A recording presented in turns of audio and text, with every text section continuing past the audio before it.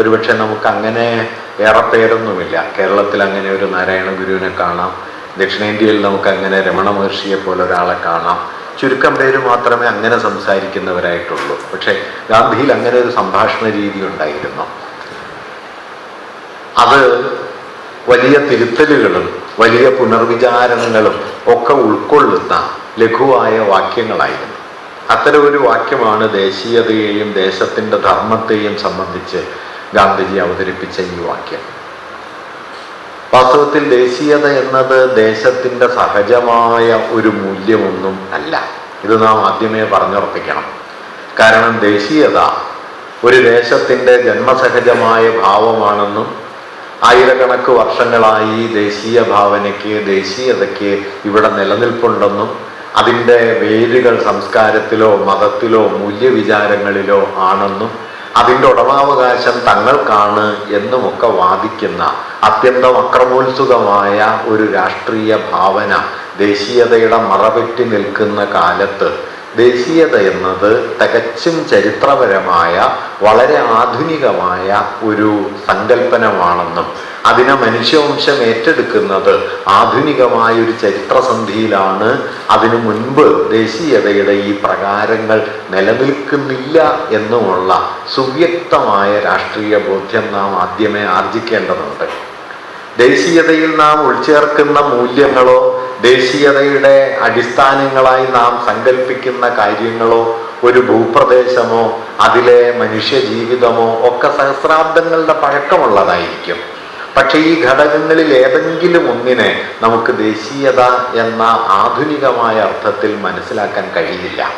ദേശീയതയെ നിർവചിക്കാൻ നിങ്ങൾ ചിലപ്പോൾ മതത്തെ ആശ്രയിച്ചു എന്ന് വരും, ദേശീയതയെ നിർവചിക്കാൻ ഭാഷയെ ആശ്രയിച്ചു എന്ന് വരും, ദേശീയതയെ നിർവചിക്കാൻ ഒരു ഭൂപ്രദേശവും അവിടെ വികസിച്ചു വന്ന ജീവിത ബന്ധങ്ങളെയും ആശ്രയിച്ചു എന്ന് വരും.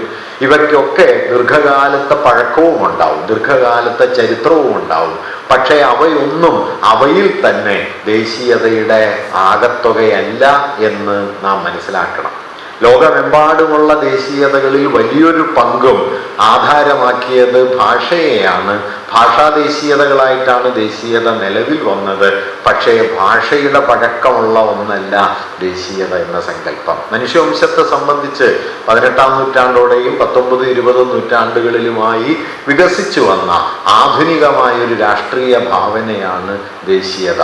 ദേശീയതയെക്കുറിച്ചുള്ള 20-ാം നൂറ്റാണ്ടിലെ ഏറ്റവും വലിയ വിചാരങ്ങൾ അവതരിപ്പിച്ച ഒരുപാട് പേരുണ്ട്. ഗൽനറെ പോലെയും അല്ലെങ്കിൽ എറിക് ഹോബ്സ്ബോമിനെ പോലെയും ബെനഡിക്റ്റ് ആൻഡേഴ്സനെ പോലെയും കോൾറെന്നറെ പോലെയും ഒക്കെ ധാരാളം പണ്ഡിതന്മാർ ദേശീയതയെക്കുറിച്ചുള്ള പലതരം വിചാരങ്ങൾ അവതരിപ്പിച്ചിട്ടുണ്ട്. അതിലേറ്റവും മർമ്മസ്പർശിയോ ഏറ്റവും പ്രചാരം കൈവന്നതോ ആയ ആശയങ്ങൾ അവതരിപ്പിച്ച ബെനഡിക്റ്റ് ആൻഡേഴ്സൺ. അദ്ദേഹം ദേശീയതയെക്കുറിച്ച് പറയുന്ന ഏറ്റവും ലഘുവായ ഒരുപക്ഷെ ഏറ്റവും സുതാര്യമായ ഒരു വിശദീകരണം അദ്ദേഹത്തിൻ്റെ പുസ്തകത്തിൻ്റെ ശീർഷകം തന്നെയാണ് ഇമാജിൻഡ് കമ്മ്യൂണിറ്റി എന്നാണ്. ഒരു ഭാവനാ സമുദായമാണ്. ഒരു ദേശീയ സമൂഹം എന്ന് പറയുന്നത് ഒരു ഭാവനാ സമുദായമാണ്.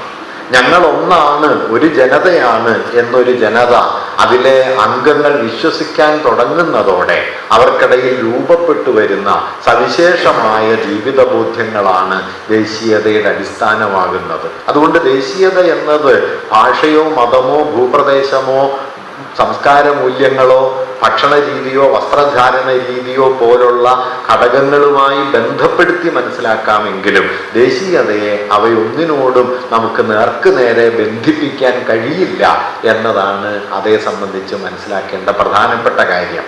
ഇതിൽ നിന്ന് ഭിന്നമായി ദേശീയതയെ വംശത്തോടോ ദേശീയതയെ മതത്തോടോ ഒക്കെ ബന്ധപ്പെടുത്തി വിശദീകരിക്കാനും മതാധികാരത്തെ ദേശീയതയുടെ അധികാരമാക്കാൻ വംശാധികാരത്തെ ദേശാധികാരമാക്കി മാറ്റാൻ സാംസ്കാരിക പാരമ്പര്യത്തെ ദേശീയ പാരമ്പര്യമാക്കി അവതരിപ്പിക്കാൻ ഒക്കെ ലോകത്ത് ദേശീയതയുടെ ചരിത്രത്തിനുള്ളിൽ വലിയ ശ്രമങ്ങൾ നടത്തിയിട്ടുണ്ട്. ആ ശ്രമങ്ങൾ നടത്തിയതെല്ലാം തന്നെ ഏറിയും കുറഞ്ഞും ഫാഷിസ്റ്റുകളാണ് എന്ന കാര്യവും നാം ഓർക്കണം. അതുകൊണ്ട് ചരിത്രേതരമായ ഒരു ശാശ്വത മൂല്യമായി ദേശീയതയെ കാണുകയും എല്ലാ കാലത്തും എപ്പോഴും നിലനിൽക്കേണ്ടുന്ന മൂല്യമായി അതിനെ അവതരിപ്പിക്കാൻ ശ്രമിക്കുകയും അതിൻ്റെ ഉടമാവകാശത്തിൻ്റെ ബലത്തിൽ രാഷ്ട്രാധികാരം തങ്ങൾക്ക് അവകാശപ്പെട്ടതാണ് എന്ന് വാദിക്കുകയും ചെയ്യുന്ന വിചാരഗതിയോട് അടിസ്ഥാനപരമായി വിയോജിച്ചുകൊണ്ട് ദേശീയത എന്നത് ആധുനികതയുടെ ചരിത്ര സന്ദർഭത്തിൽ രൂപപ്പെട്ടു വന്ന സവിശേഷമായ ഒരു രാഷ്ട്രഭാവനയാണ് എന്ന കാര്യത്തെ നാം ഒന്നാമതായി ഉറപ്പിക്കണം. ഈ രാഷ്ട്രഭാവനയെ ദ്യോതിപ്പിക്കാനാണ് വാസ്തവത്തിൽ ആൻഡേഴ്സൺ ഇമാജിൻഡ് കമ്മ്യൂണിറ്റി എന്ന ആശയം കൊണ്ടുവന്നത്. ഇത് മധ്യകാല നാടുവാഴ്ത്തത്തിൻ്റെയും രാജവാഴ്ചയുടെയും ഘട്ടങ്ങളിൽ നിന്ന് ആധുനിക ജനാധികാരത്തിൻ്റെ ഒരു ഘട്ടത്തിലേക്ക് മനുഷ്യവംശം പരിണമിക്കുന്ന സമയത്ത് ഒരു രാജ്യത്തെയോ ഒരു ദേശത്തെയോ നിർവചിക്കാനായി രാജാവ് പോരാ, ഭരണാധികാരി പോരാ, ജനങ്ങൾ വേണം എന്ന് വന്ന ഘട്ടത്തിലാണ് രാജ്യത്തെ രാജാവിനെ കൊണ്ടല്ല രാജ്യത്തെ ജനങ്ങളെ കൊണ്ടാണ് നിർവചിക്കേണ്ടത് എന്ന് വരുന്ന ഘട്ടത്തിലാണ് ആരാണ് ഈ രാജ്യത്തിൻ്റെ ഉടമാവകാശമുള്ള ജനത എന്ന ചോദ്യത്തിൻ്റെ ഉത്തരം കൂടി എന്ന നിലയിലാണ് ദേശീയത രൂപപ്പെട്ടു വരുന്നത്. അതുകൊണ്ട് രാജവാഴ്ചയുടെയും മധ്യകാല നാടുവാഴ്ത്തത്തിൻ്റെയും പ്രഭുത്വത്തിൻ്റെയും ഒക്കെ സന്ദർഭത്തിൽ നിന്ന് സഹജമായി വികസിച്ചു വന്ന ഒന്നല്ല ദേശീയതാ സങ്കല്പം. അതിൽ നിന്നുള്ള നിർണായകമായ വിച്ഛേദമാണ്. അതുകൊണ്ടാണ് ഞാൻ ഇന്നലെ ആധുനികതയുടെ അടിസ്ഥാന ഘടകങ്ങളെ കുറിച്ച് പറഞ്ഞപ്പോൾ മധ്യകാലത്തിൻ്റെ നാടുവാഴ്ത്തത്തിൻ്റെയും രാജവാഴ്ചയുടെയും ക്രമങ്ങളിൽ നിന്ന് ആധുനിക ജനാധിപത്യത്തിലേക്കുള്ള പരിവർത്തനത്തിലാണ് ദേശരാഷ്ട്രങ്ങൾ നിലവിൽ വന്നത് എന്ന് പറഞ്ഞത്. ലളിതമായി പറഞ്ഞാൽ ഫ്രാൻസ് എന്താണ് എന്ന ചോദ്യത്തിന് നെപ്പോളിയന്റെ കാലത്ത് പറയാവുന്ന ഉത്തരം നെപ്പോളിയൻ ഭരിക്കുന്നതെല്ലാം ഫ്രാൻസാണ്. ഏതാണ് തിരുവിതാംകൂർ എന്ന ചോദ്യത്തിന് മാർത്താണ്ഡവർമ്മ ഭരിക്കുന്നത് തിരുവിതാംകൂറാണ് എന്നുത്തരം പറയാം. പക്ഷെ ഏതാണ് കേരളം എന്ന ചോദ്യത്തിന് EMS ഭരിച്ചതാണ് കേരളം എന്ന ഉത്തരമില്ല. കേരളം ഭരിച്ച ആദ്യത്തെ മുഖ്യമന്ത്രിയാണ് EMS. രാജാവിനെ കൊണ്ട് രാജ്യത്തെ നിർവചിക്കുകയല്ല, മറിച്ച് രാജ്യത്തെ നിർവചിക്കാൻ ജനതയെ രാജ്യവുമായി ബന്ധിപ്പിക്കുന്ന ഒരടിസ്ഥാന മൂല്യത്തെ കണ്ടെടുക്കുകയും ആ മൂല്യത്തെ മുൻനിർത്തി ജനങ്ങളെ നിർവചിക്കുകയും ആ ജനങ്ങളാണ് രാജ്യം, ദേശം എന്ന് ഭാവന ചെയ്യുകയും ചെയ്യുന്ന ജനാധികാരത്തിൻ്റെ പുതിയൊരു പ്രകരണമാണ് ദേശീയത എന്ന സങ്കല്പത്തെ സാധ്യമാക്കുന്നത്. അതുകൊണ്ടാണ് EMS എന്താണ് കേരളം എന്ന ചോദ്യത്തിന് അദ്ദേഹത്തിൻ്റെ പ്രഖ്യാതമായ ഒരു പുസ്തകത്തിൻ്റെ ശീർഷകത്തിൽ ഉത്തരം പറയുന്നത് കേരളം മലയാളികളുടെ മാതൃഭൂമി എന്നത്. ഇത് മലയാളം എന്ന ഭാഷാ സ്വത്വത്തെ മുൻനിർത്തി മലയാളിയെ നിർവചിക്കുകയും ഈ മലയാളിയുടെ ജീവിത സ്ഥാനമാണ് കേരളം എന്ന് പറയുകയും അതല്ലാതെ ചിരപുരാതനമായ ചേര സാമ്രാജ്യത്തിന്റെ പിന്തുടർച്ചയല്ല, അല്ലെങ്കിൽ മധ്യകാല സാംസ്കാരിക മൂല്യങ്ങളുടെ പുതുതായ രൂപപ്പെടലല്ല, പരശുരാമൻ മഴുവെറിഞ്ഞ് സൃഷ്ടിച്ച ഒന്നല്ല, മലയാളികളുടെ മാതൃഭൂമി എന്ന ഭാഷാ സ്വത്വത്തിൽ നിന്ന് ദേശീയതയെ ഭാവന ചെയ്യുന്നു. ഞാൻ അതിന്റെ വിശദാംശങ്ങളിലേക്ക് കടക്കുകയല്ല. അതുകൊണ്ട് ദേശീയത എന്ന സങ്കല്പത്തിലേക്ക് നോക്കുമ്പോൾ നാം ആദ്യം തിരിച്ചറിയേണ്ട ഒരു കാര്യം, ആധുനികമായ ഒരു സമൂഹ ചരിത്ര സന്ദർഭത്തിൽ ഒരു ജനത തങ്ങളുടെ സ്വത്വത്തെ തന്നെ ഭാവന ചെയ്യുന്ന, അതിൻ്റെ ആധാരത്തെ പുനർനിർവചിക്കുന്ന ഒരു അടിസ്ഥാന രാഷ്ട്രീയ ഭൂമികയാണ് ദേശീയത.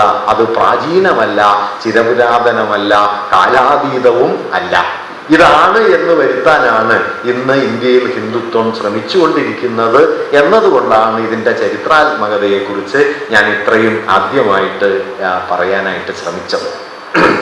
ഈ നിലയിൽ നോക്കിയാൽ ഇന്ത്യയുടെ ദേശീയതാ സങ്കല്പം എങ്ങനെയാണ് വികസിച്ചു വന്നത്, ഏതേത് പടവുകളിലൂടെ അത് സഞ്ചരിച്ചു, അതിൽ ഗാന്ധിജിക്ക് എന്താണ് നിർണായകമായ ഒരു പങ്കുള്ളത് എന്ന് നാം പ്രത്യേകമായിട്ട് നോക്കേണ്ടതുണ്ട്. എന്താണ് ഗാന്ധിജി ഇന്ത്യൻ ദേശീയതയിൽ നടത്തിയ ഇടപെടൽ, അഥവാ ഗാന്ധിയും ദേശീയതയും തമ്മിലുള്ള ബന്ധം എന്താണ്? ഇങ്ങനെ ആലോചിക്കുമ്പോൾ ദേശീയത എന്ന് പറയുന്നത് ഒറ്റക്കല്ലിൽ കൊത്തിയെടുത്ത ഒരു ശില്പം പോലെ കാലങ്ങളായി മാറ്റമില്ലാതെ നിൽക്കുന്ന ചിരസ്ഥായിയായ ചില മൂല്യങ്ങളുടെ ആവിഷ്കാരമാണ് എന്ന വീക്ഷണത്തെ നാം ആദ്യമേ കൈയൊഴിയേണ്ടതുണ്ട്. അങ്ങനെയാണ് എന്ന് വരുത്തി തീർക്കാൻ ഏകാത്മകമായ, ചിരസ്ഥായിയായ, പരിണാമരഹിതമായ കേവല മൂല്യങ്ങളിലാണ് ദേശീയത അടിയുറച്ചു നിൽക്കുന്നത്. ആ മൂല്യങ്ങളുടെ ഉടമാവകാശം ആർക്കാണോ അവർക്കാണ് ദേശാധികാരം സ്വാഭാവികമായി വരിക എന്നത് മതരാഷ്ട്രവാദത്തിൻ്റെ, ഫാഷിസത്തിൻ്റെ ഒരടിസ്ഥാന യുക്തിയാണ്. അതുകൊണ്ട് ഫാഷിസ്റ്റുകൾ എപ്പോഴും ദേശീയതയെ ശാശ്വതവൽക്കരിക്കാൻ ശ്രമിക്കും, ജനാധിപത്യവാദികൾ ദേശീയതയെ ചരിത്രവൽക്കരിക്കാൻ ശ്രമിക്കും. ഇത് ദേശീയതയെ സംബന്ധിച്ച് മാത്രമല്ല കേട്ടോ, പൊതുവിൽ അമിതാധികാരത്തിന്റെയും അല്ലെങ്കിൽ സ്വേച്ഛാധികാരത്തിന്റെയും ഫാഷിസത്തിന്റെയും ഒക്കെ അടിസ്ഥാന യുക്തി യാഥാർത്ഥ്യത്തെ കേവല സത്തകളായി, ശാശ്വത വസ്തുതകളായി ഉറപ്പിച്ചു നിർത്തുക എന്നതാണ്. ജനാധിപത്യത്തിന്റെ അടിസ്ഥാന പ്രകൃതം യാഥാർത്ഥ്യത്തെ നിരന്തരം പരിണാമ പ്രക്രിയകൾ എന്ന നിലയ്ക്ക് മനസ്സിലാക്കുക എന്നതാണ്. അതുകൊണ്ട് പ്രക്രിയാപരമായ ധാരണ, ഞാൻ ഇന്നലെ അത് പറയുകയുണ്ടായി, വ്യക്തികളെയും ചരിത്ര സന്ദർഭങ്ങളെയും പ്രക്രിയാപരമായി മനസ്സിലാക്കുക എന്നത് ഒരു വൈജ്ഞാനിക പ്രശ്നമല്ല, അടിസ്ഥാനപരമായ ജനാധിപത്യ പ്രശ്നമാണ്. അറിവ് ജനാധിപത്യപരമാകുന്നത്, അറിവ് ആർജിക്കുന്ന ആൾ ജനാധിപത്യ പ്രക്രിയയിൽ പങ്കെടുക്കുകയും ഭൂരിപക്ഷ ന്യൂനപക്ഷ തീരുമാനങ്ങൾ എന്ന ചില യുക്തികൾക്കകത്ത് അതിന് വിധേയപ്പെട്ട് നിലനിൽക്കുകയും ചെയ്യുന്നത് വഴിയല്ല. അറിവ് ജനാധിപത്യപരമാകുന്നത് ഏതറിവിലും സാമൂഹികമായ പ്രക്രിയ എന്താണ് എന്ന് ആരായുകയും പ്രക്രിയാപരമായി അതിനെ മനസ്സിലാക്കുകയും ചെയ്യുക എന്നതാണ്. കേവല വസ്തുതകൾ, ശാശ്വത വസ്തുതകൾ, മാറ്റമില്ലാത്ത മൂല്യങ്ങൾ എന്നത് ഒന്നുകിൽ അതിഭൗതികമാണ്, അല്ലെങ്കിൽ അമിതാധികാരപരമാണ്. അതുകൊണ്ട് അതിഭൗതികതയോടും അമിതാധികാരത്തോടും വൈജ്ഞാനികമായി ഏറ്റുമുട്ടുന്ന ഏതൊരാളും, അഥവാ അറിവിനെ ജനാധിപത്യപരമായി ഉൾക്കൊള്ളാൻ ശ്രമിക്കുന്ന ഏതൊരാളുടെയും പ്രാഥമികമായ ഉത്തരവാദിത്വം അറിവിനെ, ആശയാവലികളെ ചരിത്രപരമായി മനസ്സിലാക്കുക എന്നതാണ്. ഇത് വളരെ പ്രധാനപ്പെട്ട ഒരു കാര്യമാണ്. നിർഭാഗ്യവശാൽ നമ്മുടെ സമകാലിക സംവാദങ്ങൾ വലിയൊരു പങ്ക് ഈ ചരിത്രവൽക്കരണം എന്നതിനെ പടിക്ക് പുറത്ത് നിർത്തുകയും കേവല വസ്തുതകളായി കാര്യങ്ങളെ കറുപ്പും വെളുപ്പുമായിട്ട് വേർതിരിച്ചെടുക്കുകയും കറുപ്പാണോ വെളുപ്പാണോ എന്ന കാര്യത്തിൽ തങ്ങൾക്കൊരു അന്തിമമായ ഉറപ്പുണ്ട് എന്ന് കരുതുകയും തങ്ങളുടേതല്ലാത്തതിനെയൊക്കെ നിരസിക്കാൻ വ്യഗ്രത കൊണ്ട് നിൽക്കുകയും ചെയ്യുന്ന വളരെ വിനാശകരമായ ഒരു ചിന്താലോകത്താണ്. ഞാൻ അതിനെ ഒരു തർക്കഭാഷ എന്ന് വേണമെങ്കിൽ പറയാം. അത് മറ്റൊരു നിലയിൽ ആലോചിക്കേണ്ട കാര്യമാണ്. തർക്കം, നാരായണ ഗുരു അടുത്ത വർഷമാണ് മറ്റേ സർവമത സമ്മേളനത്തിന്റെ ശതാബ്ദി, 924. നാരായണ ഗുരു ശതാബ്ദി, ആ സർവമത സമ്മേളനത്തിന്റെ ലക്ഷ്യവാചകമായി എഴുതി ചേർത്തിരുന്ന ഒരു വാക്യം നിങ്ങൾ എപ്പോഴും ഓർക്കണം: വാദിക്കാനും ജയിക്കാനുമല്ല, അറിയാനും അറിയിക്കാനുമാണ്. അത് വളരെ ആഴമുള്ള ദാർശനികമായ ഒരു കാര്യമാണ്. കാരണം അറിയുക, അറിയിക്കുക എന്ന് പറയുന്ന സമയത്ത് അറിയുക എന്നത് പ്രാഥമികമായി അപരത്തിൽ നിന്ന് ഉൾക്കൊള്ളലാണ്, അറിയിക്കുക എന്നത് അപരത്തിലേക്ക് കടന്നു നിൽക്കലാണ്. ആത്മവും അപരവും തമ്മിലുള്ള പങ്കുവയ്പ്പിലാണ് അറിയലും അറിയിക്കലും. വാദിക്കലും ജയിക്കലുമാകട്ടെ അപരത്തെ നിരാകരിക്കലാണ്. അതുകൊണ്ട് വാദിച്ച് ജയിക്കുമ്പോൾ ജയിച്ചു എന്ന് നിങ്ങൾ തെറ്റിദ്ധരിക്കുമെങ്കിലും വാസ്തവത്തിൽ തോറ്റ ആള് നിങ്ങളെ എന്നേക്കുമായിട്ട് ഉപേക്ഷിക്കുകയും അന്തിമമായി നിങ്ങൾ തോക്കുകയും ചെയ്യും. ഇത് മനസ്സിലാവണമെങ്കിൽ കുറച്ചുകൂടി ഒരു വിവേകം വേണം. ജയിക്കാനുള്ള വിവേകം മാത്രം പോരാ, ബുദ്ധി മാത്രം പോരാ, മറിച്ചൊരു വിവേകം എന്ന് പറയുന്നത് വേണം. കാരണം വാദിച്ച് നിങ്ങൾ ജയിച്ചു എന്ന് കരുതുന്ന സമയത്ത് തോറ്റാളുണ്ടല്ലോ, അയാൾ എന്നേക്കുമായി നിങ്ങൾ ഉപേക്ഷിക്കുന്നുണ്ടാവും. മറിച്ച് അയാളെ കൂടി ഉൾക്കൊള്ളുന്ന ഒരു പണിയാണ് അറിയലും അറിയിക്കലും എന്നത്. ഇത് രണ്ട് കാര്യങ്ങളാണ്. വാസ്തവത്തിൽ മനുഷ്യ ഭാഷണത്തിന്റെ ജനാധിപത്യപരമായ രൂപവും ജനാധിപത്യ വിരുദ്ധ രൂപവുമാണ് സംവാദവും തർക്കവും. സംവാദത്തിൽ അറിയലും അറിയിക്കലുമുണ്ട്, തർക്കത്തിൽ വാദിക്കലും ജയിക്കലുമാണ്. അത് വളരെ ആഴമുള്ളൊരു പ്രശ്നമാണ്. അത് ഞാനിപ്പോ അതിലേക്ക് കടക്കുന്നില്ല. എന്തായാലും ഞാൻ പറഞ്ഞു വന്നത്, ഇങ്ങനെ നമ്മുടെ ചരിത്രത്തിൽ എന്താണ് ദേശീയത, അതെങ്ങനെയാണ് പരിണമിച്ചത്, അതിൻ്റെ പ്രഭവങ്ങൾ എന്തായിരുന്നു, ഏത് ഘട്ടത്തിലാണ് അതിൽ ഗാന്ധിജി നിർണായകമായ ഇടപെടൽ നടത്തുകയും അതിനെ പ്രകൃതത്തെ മാറ്റുകയും ചെയ്തത് എന്നതാണ് ഞാൻ ഒന്നാമതായിട്ട് സൂചിപ്പിക്കാൻ ആഗ്രഹിക്കുന്ന ഒരു കാര്യം. രണ്ടാമത്, ഗാന്ധിജിയിലൂടെ രൂപപ്പെട്ടു വന്ന ഇന്ത്യൻ ദേശീയതയുടെ മുഖ്യധാരയ്ക്ക് പാശ്ചാത്യ ദേശീയതകളിൽ നിന്നും അക്കാലം വരെ നിലനിന്നിരുന്ന ഇന്ത്യൻ ദേശീയ ഭാവനയിൽ നിന്നും എന്തെന്ത് വ്യത്യാസങ്ങളുണ്ട് എന്നും അത് നമ്മുടെ ദേശീയതയുടെ ഉള്ളടക്കത്തെ എങ്ങനെ പുതുക്കി പണിതു എന്നുള്ളതാണ് രണ്ടാമത് സൂചിപ്പിക്കാൻ ആഗ്രഹിക്കുന്ന ഒരു കാര്യം. 3-4 ഒരുപക്ഷെ പറഞ്ഞെത്തിക്കാൻ കഴിഞ്ഞേക്കില്ല.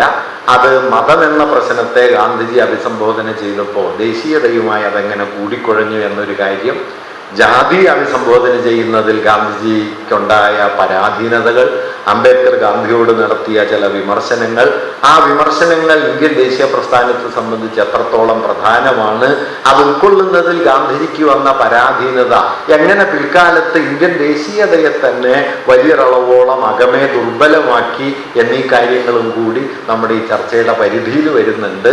എല്ലാം പറഞ്ഞെത്തിക്കാൻ കഴിയുമെന്ന് എനിക്കറിയില്ല, പറ്റുന്നത്രയും പറയാം, ബാക്കി പിന്നെ കിടക്കട്ടെ എന്നേ കരുതാൻ കഴിയും.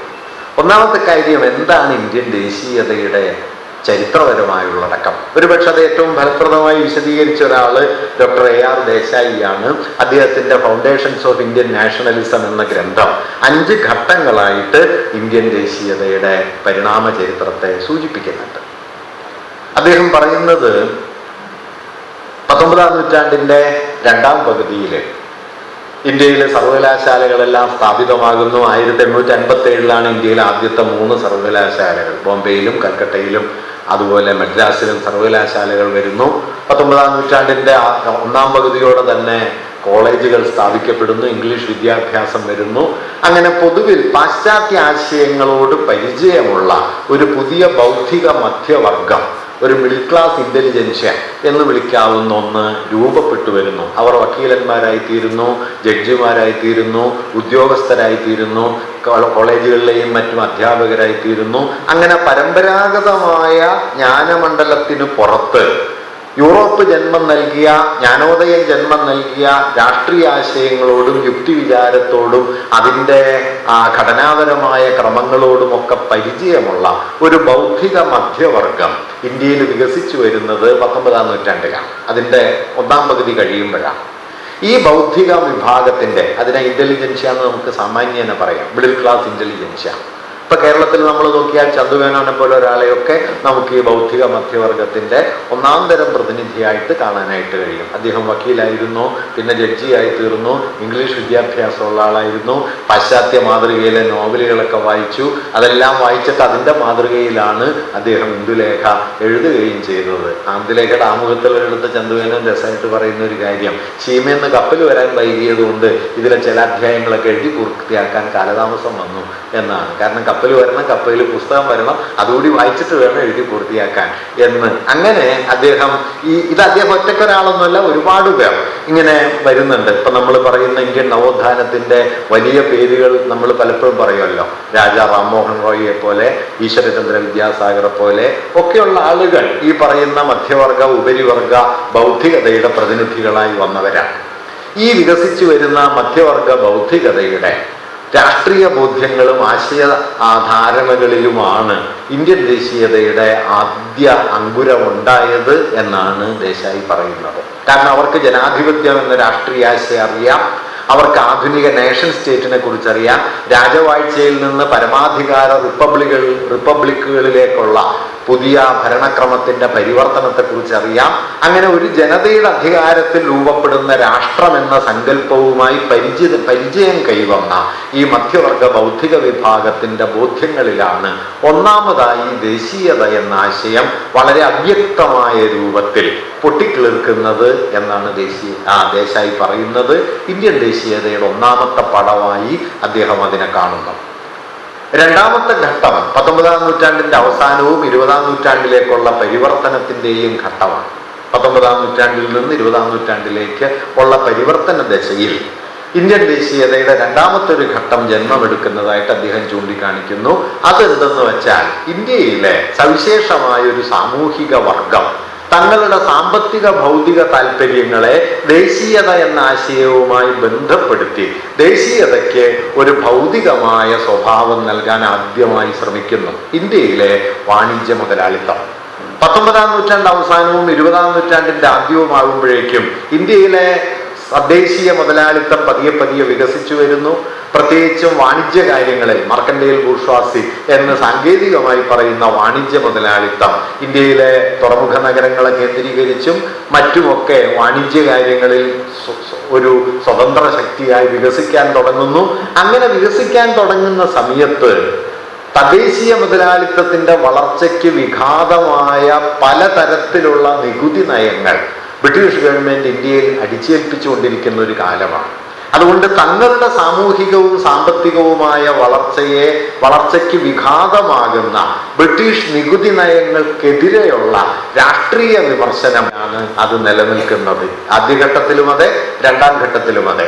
പക്ഷെ ആദ്യഘട്ടവും രണ്ടാം ഘട്ടവും തമ്മിലുള്ള മൗലികമായ ഒരു വ്യത്യാസം, ആദ്യഘട്ടത്തിൽ ഒരു മധ്യവർഗ ബൗദ്ധികതയുടെ രാഷ്ട്രീയ ആശയം എന്ന നിലയ്ക്കാണ് ദേശീയത നിലനിൽക്കുന്നതെങ്കിൽ, രണ്ടാം ഘട്ടത്തിലെത്തുമ്പോൾ ഇന്ത്യയിലെ സവിശേഷമായ ഒരു സാമൂഹിക വിഭാഗം, വാണിജ്യ മുതലാളി വർഗം, തങ്ങളുടെ സാമ്പത്തിക രാഷ്ട്രീയ താല്പര്യങ്ങളെ ദേശീയതാ സങ്കല്പവുമായി കൂട്ടിക്കെട്ടുകയും ദേശീയതയ്ക്ക് ഭൗതികമായ ചില അടിസ്ഥാനങ്ങൾ നിർമ്മിക്കുകയും ചെയ്യുന്നു എന്നതാണ് രണ്ടാമത്തെ ഘട്ടത്തിന്റെ വ്യത്യാസം. ഈ വ്യത്യാസം നിലനിൽക്കെ തന്നെ രണ്ട് ഘട്ടങ്ങളെ സംബന്ധിച്ചും പറയാവുന്നത്, രണ്ട് ഘട്ടങ്ങളിലും ദേശീയ ഭാവന ഉപരിവർഗനിഷ്ഠമാണ്, കുലീനമാണ്, ന്യൂനപക്ഷമാണ്, അതിന്യൂനപക്ഷമാണ്. ന്യൂനപക്ഷം എന്ന് പറഞ്ഞാൽ പോരാ, ഉപരിവർഗത്തിൻ്റെതാണ്. ഉന്നത വിദ്യാഭ്യാസമൊക്കെ നേടിയ, സാമ്പത്തികമായി വലിയ വളർച്ചയിലേക്ക് അക്കാലത്ത് പ്രവേശിക്കുന്ന ചുരുക്കം പേരുടെ ആശയധാരണകളിലോ സാമ്പത്തിക താല്പര്യങ്ങളോ മാത്രമാണ് ദേശീയതയുമായി ഈ രണ്ട് ഘട്ടങ്ങളിലും ബന്ധപ്പെടുന്നത്. ഇതിൽ നിന്ന് നിർണായകമായ ഒരു പരിവർത്തനത്തിലേക്ക് ഇന്ത്യ മാറുകയും ഒരുപക്ഷെ ദേശീയതയ്ക്ക് സവിശേഷമായ രാഷ്ട്രീയ ഉള്ളടക്കം കൈവരുകയും ചെയ്യുന്നത് 20ാം നൂറ്റാണ്ടിന്റെ ആരംഭത്തിലെ 2 പതിറ്റാണ്ടുകളിലാണ്. ഈ 2 പതിറ്റാണ്ടുകളുടെ സവിശേഷത, AR ദേശായി അതിനെ വിളിക്കുന്നത് പോപ്പുലർ മിലിറ്റന്റ് നാഷണലിസം എന്നാണ്. ജനകീയമായ ബലിഷ്ഠ ദേശീയത വികസിച്ചു വരും. ലളിതമായിട്ട് പറഞ്ഞാല് ഉപരിവർഗനിഷ്ഠമായ രാഷ്ട്രീയ ആശയം എന്ന നിലയിലോ വാണിജ്യ മുതലാളിത്തത്തിന്റെ സാമ്പത്തിക താല്പര്യങ്ങളുമായി ബന്ധപ്പെട്ട ഒരു രാഷ്ട്രീയ ആശയം എന്ന നിലയിലോ ഉള്ള നിലനിൽപ്പിൽ നിന്ന് ഇന്ത്യൻ ജനതയുടെ ജീവിതത്തിൽ വലിയ തോതിൽ പടർന്നു പിടിച്ച ഒരു രാഷ്ട്രീയ ആശയമായി ദേശീയത പരിണമിക്കുന്നത് 20ാം നൂറ്റാണ്ടിന്റെ ആദ്യ ദശകങ്ങളിലാണ്. ഇതിന് കാരണമായി തീർന്ന പല ഘടകങ്ങളുണ്ട്. അതിലേറ്റവും പ്രധാനപ്പെട്ട ഒരു ഘടകം 1905 ലോർഡ് കഴ്സന്റെ നേതൃത്വത്തിലുണ്ടായ ബംഗാൾ വിഭജനം. ആ വിഭജനത്തിനെതിരെ ഇന്ത്യയിൽ ഉയർന്നു വന്ന വലിയ പ്രതിരോധങ്ങൾ, ഒപ്പം തന്നെ ആ പ്രതിരോധത്തിന്റെ സമുന്നതമായ നേതൃസ്ഥാനത്തേക്ക് പിന്നാലെ ഉയർന്നു വന്ന ബാലഗംഗാധര തിലകനെ പോലുള്ള വലിയ നേതാക്കൾ, അതുപോലെ തന്നെ അക്കാലത്ത് ഉയർന്നു വന്ന സ്വദേശി പ്രസ്ഥാനം, അനുശീലൻ സമിതിയെ പോലുള്ള ഭീകര സംഘടനകളെന്ന് മുദ്രകുത്തപ്പെട്ട ബോംബെറിഞ്ഞും പോലീസ് ഓഫീസർമാരെ വെടിവെച്ചുകൊന്നും ജഡ്ജിമാരെ കടന്നാക്രമിച്ചുമൊക്കെ ബ്രിട്ടനെ ഇല്ലാതാക്കാൻ കഴിയും, അതുവഴി രാഷ്ട്രീയ സ്വാതന്ത്ര്യം കൈവരിക്കാൻ കഴിയുമെന്ന ചെറു സംഘടനകൾ, ഇതെല്ലാം കൂടി ചേർന്ന ഒരു അന്തരീക്ഷമാണ് ഏതാണ്ട് 1920കൾ വരെയുള്ള ഇന്ത്യൻ ദേശീയ ഭാവനയുടെ കേന്ദ്രം. ഈ ഘട്ടത്തിന്റെ സമുന്നത പ്രതിനിധി എന്ന് നമുക്കൊരാളെ വിളിക്കാമെങ്കിൽ അത് ബാലഗംഗാധര തിലകനാണ്.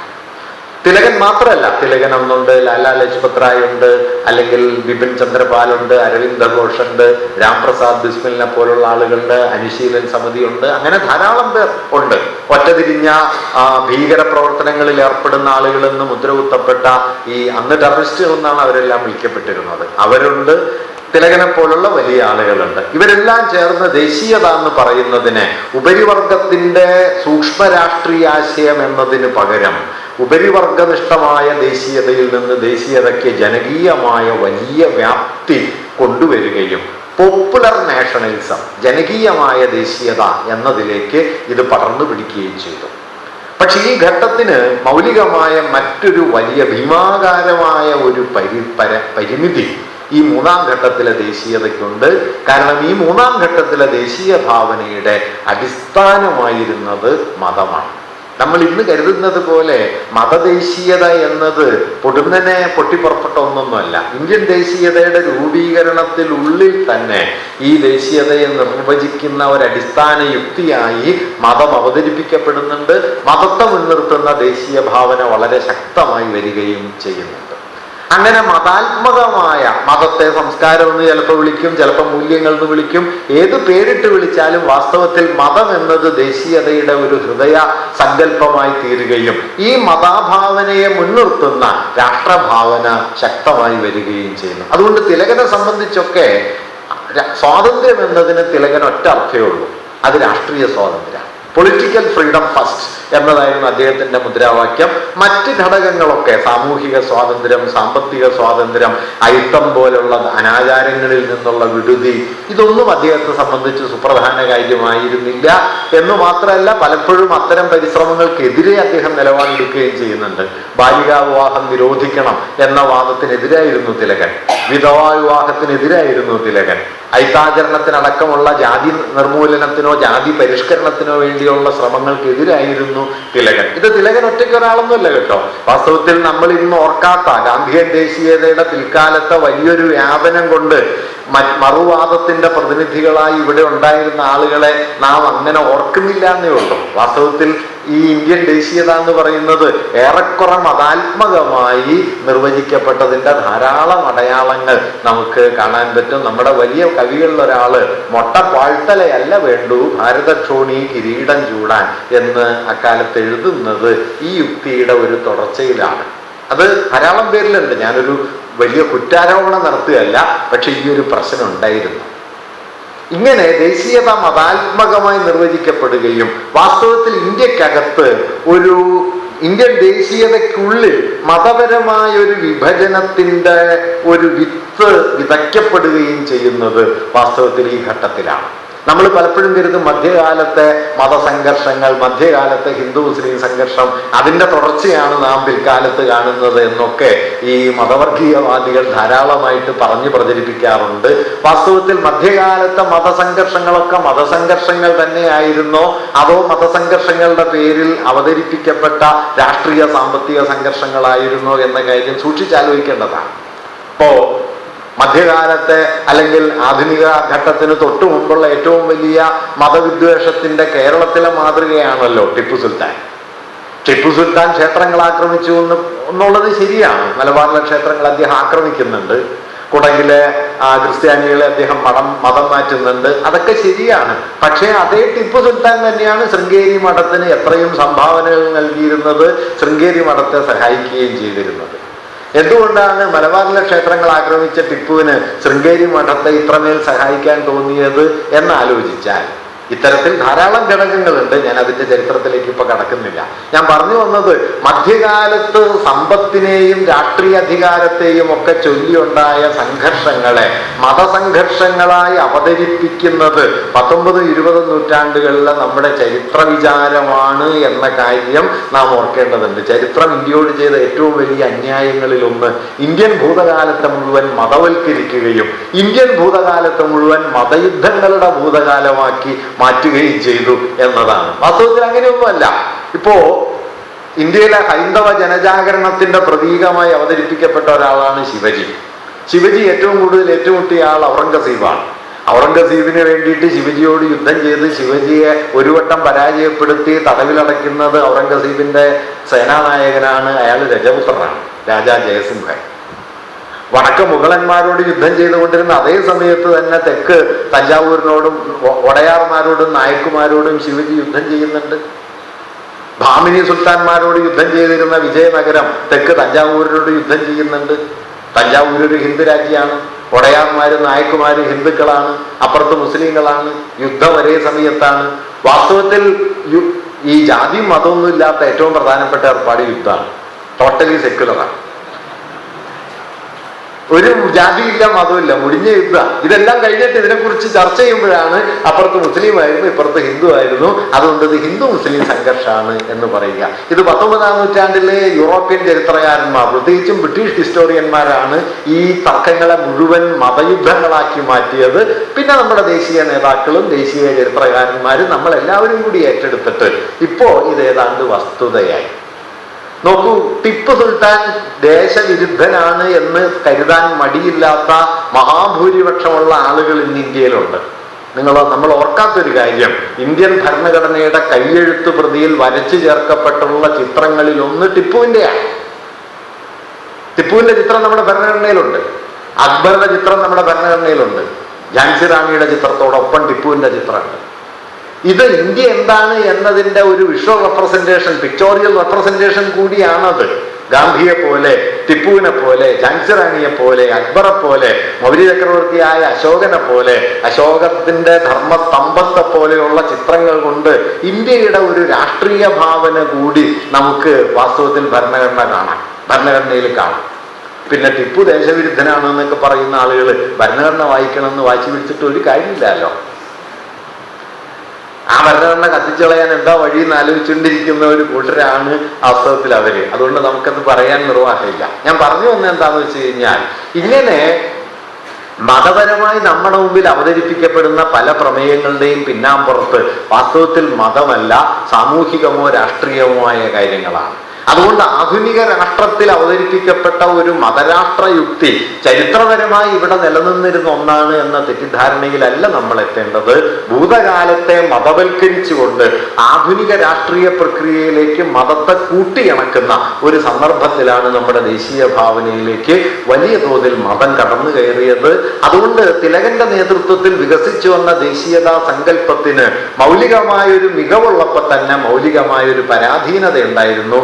മികവ് അത് ജനകീയമായ വ്യാപനം കൈവരിച്ചു, ഒരു രാഷ്ട്രീയ ശക്തിയായി മാറി എന്നതാണ്. മാരകമായ പരാധീനത, ആ രാഷ്ട്രീയ ഉള്ളടക്കം മതാത്മകമായി നിർവചിക്കപ്പെട്ടു എന്നതാണ്. ഇങ്ങനെ ഒരു വൈരുദ്ധ്യാത്മകത ഈ മൂന്നാം ഘട്ടത്തിലെ ജനകീയ ദേശീയതയ്ക്കുണ്ട്. ഈ ഘട്ടത്തിന് ശേഷമാണ് 1920കളോടെ പിന്നീട് ഏതാണ്ട് 1/4 നൂറ്റാണ്ട് കാലത്തെ ദേശീയ ഭാവനയുടെ കേന്ദ്രത്തിലേക്ക് ഗാന്ധിജി വരുന്നത്.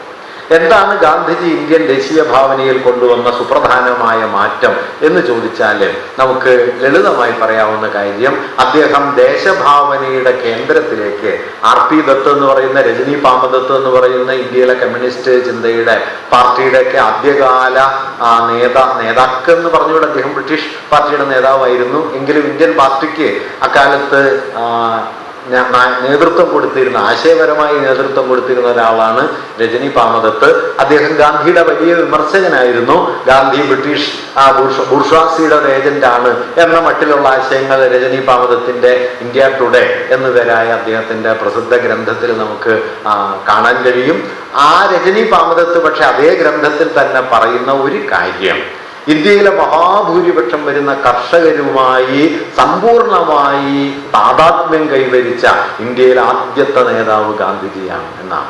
അതേ അളവിൽ താദാത്മ്യപ്പെട്ട മറ്റൊരു നേതാവും ഇന്ത്യയിൽ ഉണ്ടായിട്ടില്ല എന്നും RP ദത്ത് പറയുന്നുണ്ട്. ഇർഫാൻ ഹബീബ് ഈ ലേഖനത്തെ കുറിച്ച് പറയുമ്പോൾ, ഇർഫാന്റെ അച്ഛൻ ഗാന്ധിയുടെ വലിയ ആരാധകനായിരുന്നു, ഗാന്ധിയുടെ കടുത്ത വിമർശകനായിരുന്നു. പ്രൊഫസർ മുഹമ്മദ് ഹബീബ് അലിഗഡ് സർവകലാശാലയിലെ ചരിത്ര വിഭാഗ അധ്യാപകനാണ്.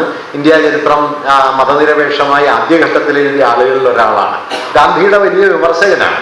ഇർഫാൻ രസമുള്ള ഒരു കാര്യം പറയുന്നുണ്ട്, ഞാൻ നേരിട്ട ഏറ്റവും വലിയ പ്രതിസന്ധി എന്താണെന്ന് വെച്ച് കഴിഞ്ഞാൽ, അച്ഛൻ ഗാന്ധിയുടെ വിമർശകനാണെങ്കിലും ഗാന്ധിജി എന്ന് പറയാൻ പോലും എന്നെ അനുവദിച്ചിരുന്നില്ല, മഹാത്മജി എന്ന് മാത്രമേ പറയാൻ പറ്റുള്ളൂ. അപ്പൊ ഇർഫാൻ ചോദിക്കുന്നത്, താൻ ഏറ്റവും അധികം എതിർക്കുന്ന ഒരു രാഷ്ട്രീയ നയത്തിന്റെ പ്രതിനിധിയെ മഹാത്മജി എന്നല്ലാതെ വിളിക്കാൻ അനുവദിക്കാതിരിക്കുന്ന പിതാവിന്റെ ഈ പ്രകൃതം എങ്ങനെ രൂപപ്പെട്ടതാണ്? ഈ വൈരുദ്ധ്യത്തെ നേരിട്ടുകൊണ്ടാണ് താൻ വളർന്നത് എന്ന് ഇർഫാൻ അതേക്കുറിച്ച് പറയുന്നുണ്ട്. ഇത് ഇർഫാൻ ഒരാളുടെ പ്രശ്നമല്ല കേട്ടോ. നിങ്ങൾ ഇന്ത്യയിൽ ഗാന്ധിയൻ കമ്മ്യൂണിസ്റ്റുകൾ എന്ന് പറയുന്ന വിചിത്രമായ ഒരു സംയോഗം കാണാം. അതിന്റെ ഒരു അടിസ്ഥാനം ഇതാണ്. കാരണം അത് നമ്മൾ കരുതുന്ന പോലെ ഒരു ജീവിത രീതിയൊന്നുമല്ല. ഏറ്റവും അടിത്തട്ടിലുള്ള മനുഷ്യരോട് താദാത്മ്യപ്പെട്ടുകൊണ്ട് ആ അടിത്തട്ടിലുള്ള മനുഷ്യരിൽ നിന്ന് അവരെ കൂട്ടിയിണക്കിക്കൊണ്ട് പുതിയൊരു രാഷ്ട്രീയ നിർവാഹകത്വം അവർക്ക് നൽകുന്ന നിർണായകമായ ഒരു ഇടപെടലായിരുന്നു ഗാന്ധിയുടേത്. അതുകൊണ്ടാണ് വ്യക്തിപരമായി, അതുകൊണ്ട് ഇന്നലെ ഞാൻ ഉദ്ധരിച്ച ഒരു വാക്യം, ഇർഫാന്റെ ഒരു വാക്യം ഞാൻ ഇന്നലെ ഉദ്ധരിക്കുകയുണ്ടായി. അത് വളരെ പ്രധാനമാകുന്നത് ഇവിടെ വെച്ചാണ്. ആത്മനിഷ്ഠമായി ഗാന്ധിജി മുതലാളിത്ത വിരുദ്ധവും സാമ്രാജ്യ വിരുദ്ധവുമായ നിലപാടിന്റെ പ്രതിനിധിയായിരുന്നു. പക്ഷേ രാഷ്ട്രീയമായി അദ്ദേഹം സാമ്പത്തിക വിശകലനത്തിൽ അദ്ദേഹം മൂലധനം ഇല്ലാതാകണം അല്ലെങ്കിൽ സ്വകാര്യ സ്വത്തുടമസ്ഥത ഇല്ലാതാകണം എന്നിടത്തോളം എത്തിയിട്ടുണ്ടാവില്ല. പക്ഷെ ഈ രണ്ട് ഘടകങ്ങൾ പ്രധാനമാണ്.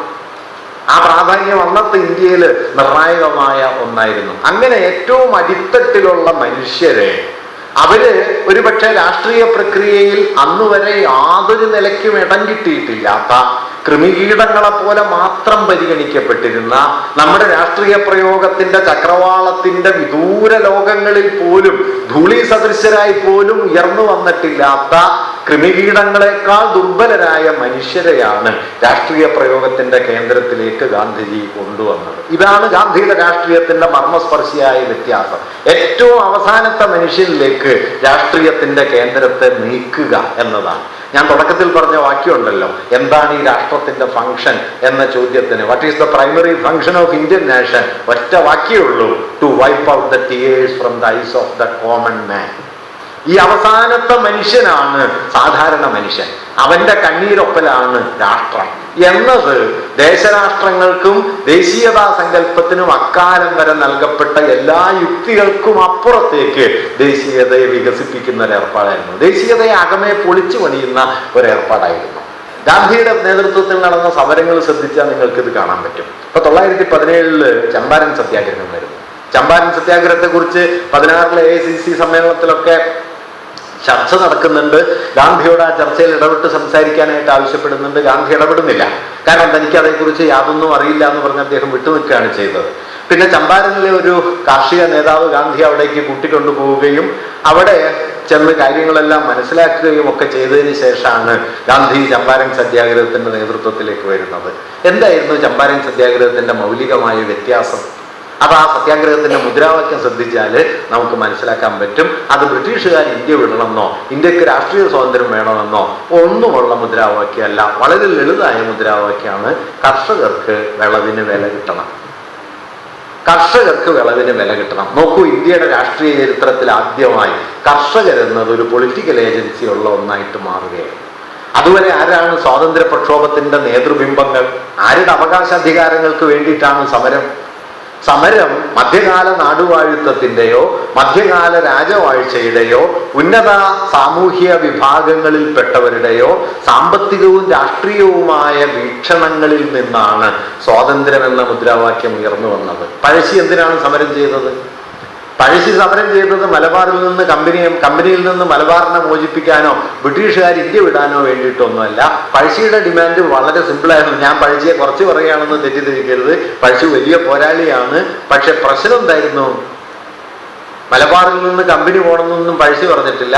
കുറുപ്പനാട്ട് താലൂക്കിലും പരിസര പ്രദേശത്തും കരം പിരിക്കാനുള്ള അവകാശം തനിക്ക് തരാതെ അമ്മാവന് കൊടുത്തത് ശരിയായില്ല എന്നതായിരുന്നു പഴശ്ശിയുടെ പ്രശ്നം.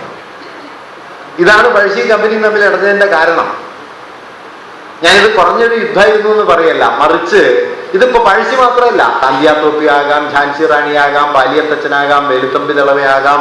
19-ാം നൂറ്റാണ്ടിന്റെ 2ാം പകുതി വരെ ഇന്ത്യയിൽ നടന്ന മിക്കവാറും പ്രക്ഷോഭങ്ങളുടെയും കലാപങ്ങളുടെയും പിന്നിലെ പ്രേരണ മധ്യകാല നാടുവാഴിത്തത്തിന്റെയും രാജവാഴ്ചയുടെയും അവശിഷ്ടാധികാരങ്ങളെ പുനഃസ്ഥാപിക്കുക എന്നതായിരുന്നു.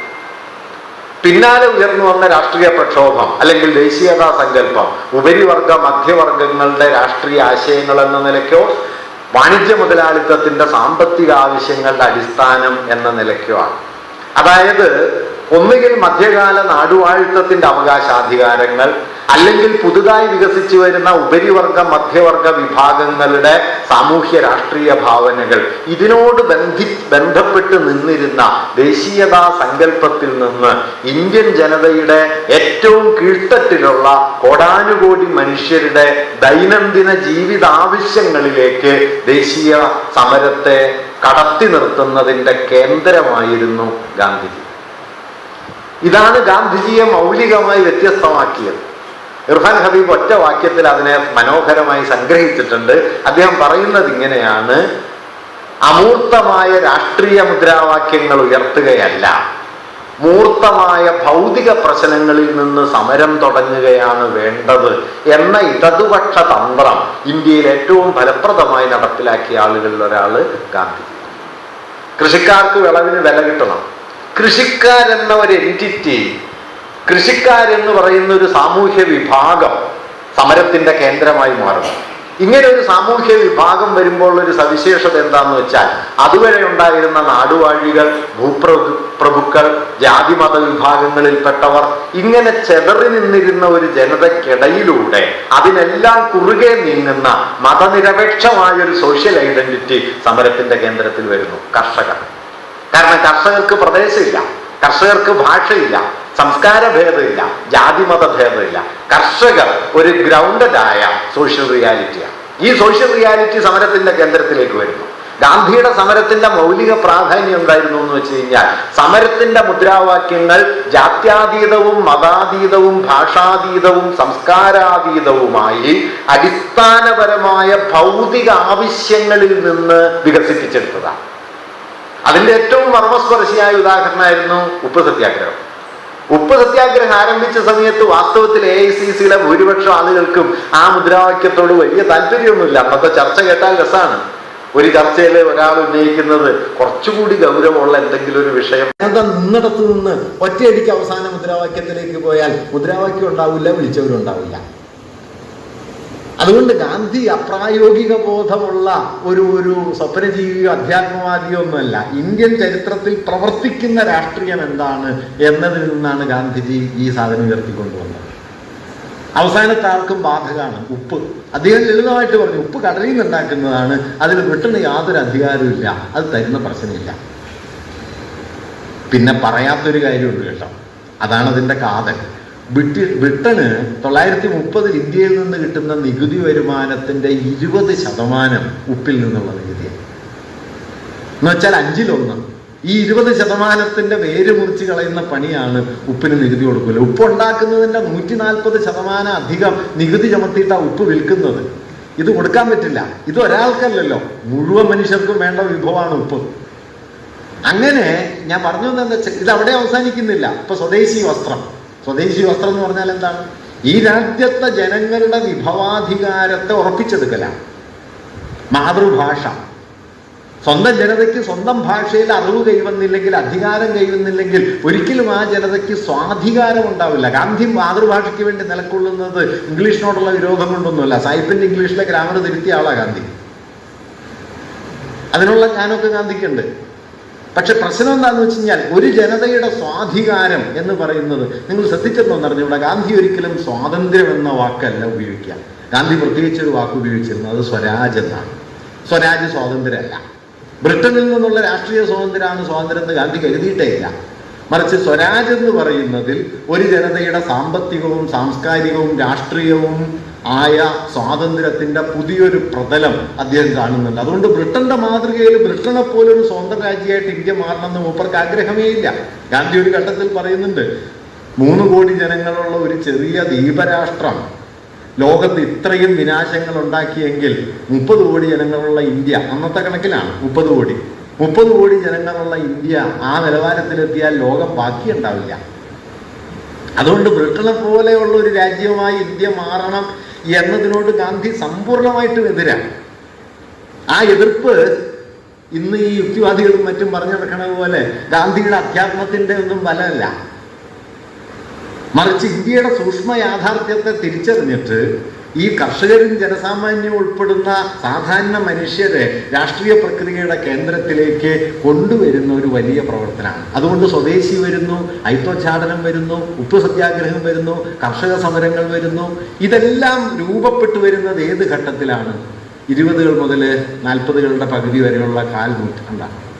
ഈ കാൽനൂറ്റാണ്ടിലാണ് വാസ്തവത്തിൽ നമ്മുടെ ദേശീയത അടിസ്ഥാനപരമായ സാമൂഹിക പ്രശ്നങ്ങളിലേക്ക്, ജനങ്ങളുടെ ജീവിതത്തിൻ്റെ ഭൗതിക ആധാരങ്ങളിലേക്ക് കടക്കുകയും അതുവരെ ദേശീയതയുടെ ആധാരമായിരുന്ന മതസ്വത്വത്തെ, സാംസ്കാരിക മൂല്യങ്ങളെ ഒക്കെ മറികടന്ന് ജനകീയമായ ഒരു സാമൂഹ്യ അടിസ്ഥാനം കൈവരിക്കുകയും ചെയ്തത്. ഞാൻ ഒറ്റ വാക്യത്തിൽ സംഗ്രഹിച്ച് പറയാം, നമ്മുടെ കാലത്തിന് ഇണങ്ങുന്ന നിലയിൽ കൂടി പറയാം. അതുവരെ മതാധിഷ്ഠിതമായിരുന്ന ദേശീയതാ സങ്കല്പത്തെ മതനിരപേക്ഷമായ ജനാധിപത്യ ദേശീയതയിലേക്ക് പരിണമിപ്പിക്കുന്നതിൻ്റെ നിർണായക കേന്ദ്രമായിരുന്നു ഗാന്ധിജി എന്നത്. 2 മാറ്റങ്ങൾ ഗാന്ധിയുടെ ദേശീയതാ സങ്കല്പത്തിലുണ്ട്. ഒന്ന്, മതത്തിൽ നിന്ന് ഗാന്ധിജി മതനിരപേക്ഷതയിലേക്ക് രാജ്യത്തിന്റെ ദേശീയതാ ഭാവനയെ കൊണ്ടുപോയി. അത് യൂറോപ്യൻ സെക്യുലറിസത്തിന്റെ പാറ്റേണിലല്ല കേട്ടോ. ഞാൻ ഈ മതനിരപേക്ഷത എന്ന് പറയുമ്പോൾ ഗാന്ധി ആവർത്തിച്ച സെക്യുലറിസം യൂറോപ്യൻ സെക്യുലറിസത്തിന്റെ ഒരു ആവർത്തനാണെന്നൊന്നും ധരിക്കരുത്. ഗാന്ധി അതിന് തീർത്തും എതിരായിരുന്നു. അത് നേരം കിട്ടിയാണെങ്കിൽ ഞാൻ പറയാം. ഗാന്ധിയുടെ ദേശീയതാ സങ്കല്പം തീർത്തും വ്യത്യസ്തമായിരുന്നു. മതനിരപേക്ഷതാ സങ്കല്പം പക്ഷെ ഫണ്ടമെന്റലി മതനിരപേക്ഷമായിരുന്നു. അത് മതങ്ങളെല്ലാം തുല്യമാണ് എന്ന തത്വം നാട്ടുകാരെ പറഞ്ഞു പഠിപ്പിച്ചതുകൊണ്ട് മാത്രമല്ല, മറിച്ച് മതാതീതമായി മനുഷ്യരിൽ പ്രവർത്തിക്കുന്ന അടിസ്ഥാന മൂല്യങ്ങളെ ദേശീയതയുടെ കേന്ദ്രത്തിലേക്ക് കൊണ്ടുവന്നിട്ടാണ്. അതാണ് ഞാൻ കൃഷി എന്ന് പറഞ്ഞത്. അങ്ങനെ 1920 മുതൽ 45 വരെയുള്ള ഒരു ഘട്ടത്തിൽ നോക്കിയാൽ നിങ്ങൾ കാണുന്നത് തൊഴിലാളികൾ ഉയർന്നു വരുന്നു, കർഷകർ ഉയർന്നു വരുന്നു, സ്ത്രീകളുടെ പ്രസ്ഥാനങ്ങൾ വരുന്നു, വിദ്യാർത്ഥി പ്രസ്ഥാനം വരുന്നു, യുവജന പ്രസ്ഥാനങ്ങൾ വരുന്നു, ട്രേഡ് യൂണിയനുകൾ വരുന്നു. ഇവരെല്ലാം ചേർന്ന ഒരു ആന്റി ഇംപീരിയൽ മുന്നണി രൂപപ്പെടുന്നു. എന്താണ് ഗാന്ധിയൻ ദേശീയതയുടെ മൗലികമായ മൂന്നടിസ്ഥാനങ്ങൾ പറയാം. ഒന്ന്, അത് അടിമുടി സാമ്രാജ്യത്വ വിരുദ്ധമാണ്. രണ്ട്, അത് പരിപൂർണമായും മതങ്ങളുടെ, ജാതികളുടെ അതിരുകൾക്ക് കുറുകെ നീങ്ങുന്നതാണ്. മൂന്ന്, അത് മനുഷ്യരുടെ ദൈനംദിന ജീവിത ആവശ്യങ്ങളോട് പല നിലകളിൽ ബന്ധപ്പെട്ടതാണ്. അതായത് അമൂർത്തമായ രാഷ്ട്രീയ മുദ്രാവാക്യങ്ങളിലല്ല, മൂർത്തമായ ഭൗതിക ബന്ധങ്ങളിലാണ് ദേശീയ പ്രസ്ഥാനം ഈ മൂന്നാം ഘട്ടത്തിൽ നിൽക്കുന്നത്, നാലാം ഘട്ടത്തിൽ, ഗാന്ധിയുടെ നേതൃത്വത്തിലെ ഘട്ടത്തിൽ. അങ്ങനെ മൂർത്തമായ ഭൗതിക പ്രശ്നങ്ങളിലേക്ക് വന്നപ്പോൾ നമ്മളിപ്പോഴും പറയുമല്ലോ, ദാരിദ്ര്യത്തിന് ജാതിയും മതവും ഇല്ല. ദാരിദ്ര്യത്തിന് ജാതിയും മതവും ഇല്ലാത്തതുപോലെ, തൊഴിലിന് ജാതിയും മതവും ഇല്ലാത്തതുപോലെ, കൃഷിക്ക് ജാതിയും മതവും ഇല്ലാത്തതുപോലെ, കച്ചവടത്തിന് ജാതിയും മതവും ഇല്ലാത്തതുപോലെ ഈ പ്രശ്നങ്ങളെ മുൻനിർത്തി വികസിച്ചു വന്ന ദേശീയതാ ഭാവനയും ജാതിക്കും മതത്തിനും അപ്പുറത്തേക്ക് നീങ്ങാൻ കെൽപ്പ് കാണിച്ചു. ഇതാണ് സെക്യുലർ നാഷണലിസത്തിന്റെ അടിസ്ഥാനമായി ഈ 20കൾക്ക് ശേഷം വികസിച്ചു വരുന്ന പ്രധാനം. മൂന്നാമത്തെ സുപ്രധാനമായ ഘടകം, ദേശീയത എന്നതിനെ മതത്തെയോ മറ്റേതെങ്കിലും ആഭ്യന്തര മൂല്യങ്ങളെയോ മുൻനിർത്തിയല്ല അന്ന് വികസിപ്പിച്ചത്. ദേശീയതയെ വികസിപ്പിച്ചത് ബ്രിട്ടീഷ് വിരുദ്ധതയെ മുൻനിർത്തിയാണ്. ഇത് കേന്ദ്ര പ്രശ്നമാണ്. ഇന്ത്യൻ ദേശീയതയുടെ നിർവചന തത്വം എന്താണ്? ഞാനിവിടെ ഒരു പോയിന്റിലേക്കൊന്ന് വഴിതിരിഞ്ഞിട്ട് വീണ്ടും തിരിച്ചു വരാം. യൂറോപ്യൻ നാഷണലിസത്തിന്റെ അടിസ്ഥാന സ്വഭാവവും ഇന്ത്യൻ ദേശീയതയുടെ ഈ ഘട്ടവും തമ്മിലുള്ള വ്യത്യാസം എന്താണ്? 19ാം നൂറ്റാണ്ട് മുതൽ യൂറോപ്യൻ ദേശീയത വികസിച്ചു വരുമ്പോൾ ആ ദേശീയതയ്ക്ക് അടിസ്ഥാനപരമായ ഒരു സ്വഭാവമുള്ളത്, അത് എക്സ്ക്ലൂസീവാണ്. എക്സ്ക്ലൂസീവ് എന്ന് പറഞ്ഞാൽ പ്രവർജക സ്വഭാവമുള്ളത്. എന്ന് വെച്ചാൽ ഒരു ജനത തങ്ങളെ തന്നെ നിർവചിക്കുന്നതിന് ആധാരമായ ഒരു മാനദണ്ഡം സ്വീകരിക്കുന്നു. എന്താണ് മാനദണ്ഡം? മിക്കവാറും ഭാഷയാണ്, ചിലയിടങ്ങളിൽ മതമാണ്, ചിലയിടങ്ങളിൽ വംശസിദ്ധാന്തമാണ്, അങ്ങനെ എന്തെങ്കിലും ഏതുമാകട്ടെ. ഏത് മാനദണ്ഡം സ്വീകരിച്ചാലും ദേശീയതയ്ക്കകത്തുള്ള ഒരു അപകടം എന്താണെന്ന് വെച്ച് കഴിഞ്ഞാൽ, ഈ മാനദണ്ഡം 100ൽ 100 പേർക്കും ഒരുപോലെ ബാധകമാവില്ല. ചിലപ്പോൾ 100ൽ 80 പേർക്ക്, ചിലപ്പോൾ 100ൽ 90 പേർക്ക്, 100ൽ 100 പേർക്കും ബാധകമായ ഒരാഭ്യന്തര മാനദണ്ഡവും വാസ്തവത്തിൽ ദേശീയതയിലില്ല.